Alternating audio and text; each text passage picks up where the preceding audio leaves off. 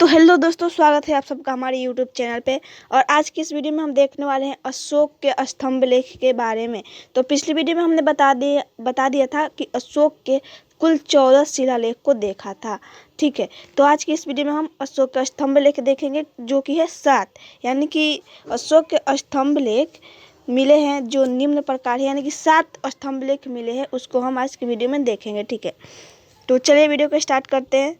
तो सबसे पहला जो स्तंभ लेख है वह है रुमनदेई अभिलेख। ठीक है, क्या है रुमनदेई अभिलेख? यह अफगानिस्तान के कंधार से मिला है।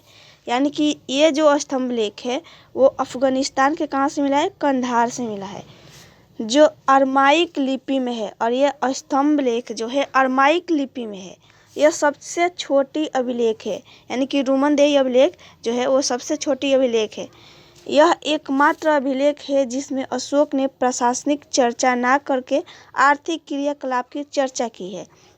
और यह एक प्रथम अभिलेख है जिसमें अशोक ने प्रशासनिक चर्चा नहीं किया है, वो इसमें आर्थिक क्रियाकलाप की चर्चा की है। ठीक है, दूसरा अभिलेख को तो चलिए फिर दूसरा अभिलेख को हम देख लेते हैं, यानी कि दूसरा स्तंभ लेख को। तो दूसरा स्तंभ लेख जो है उसका नाम है कौशाम्बिक अभिलेख। ठीक है, कौशाम्बिक अभिलेख। यह अभिलेख उत्तर प्रदेश से मिला है, यानी कि कौशाम्बिक अभिलेख कहाँ से मिला है? तो उत्तर प्रदेश से। इसमें अशोक ने अपनी पत्नी कारुवाकी द्वारा दिए गए दान की चर्चा की है।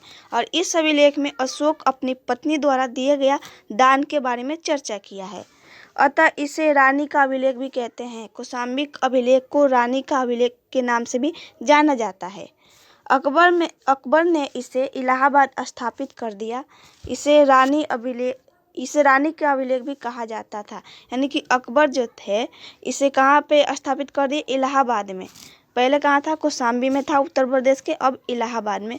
ठीक है, फिर तीसरा जो है टोपरा अभिलेख, इसको देख लेते हैं। तीसरा का नाम है टोपरा अभिलेख। जो तीसरा स्तंभ लेख है उसका नाम है टोपरा अभिलेख। यह अभिलेख हरियाणा से मिला है। टोपरा अभिलेख कहाँ से मिला है? तो हरियाणा से। फिरोज शाह तुगलक ने इसे दिल्ली के तुगलकाबाद में स्थापित कर दिया। यानी कि जो टोपरा अभिलेख है वो हरियाणा में था पहले, फिर फिरोज शाह तुगलक ने इसे दिल्ली शिफ्ट किया। दिल्ली के कहाँ? तो तुगलकाबाद में स्थापित कर दिया। तो जो अगला है वो मेरठ अभिलेख। ठीक है, चौथा मेरठ अभिलेख है। यह भी उत्तर प्रदेश से ही मिला है। यह पहले मेरठ में था, यानी कि उत्तर प्रदेश के मेरठ में था, लेकिन फिरोज शाह तुगलक ने इसे दिल्ली के तुगलकाबाद में स्थापित कर दिया।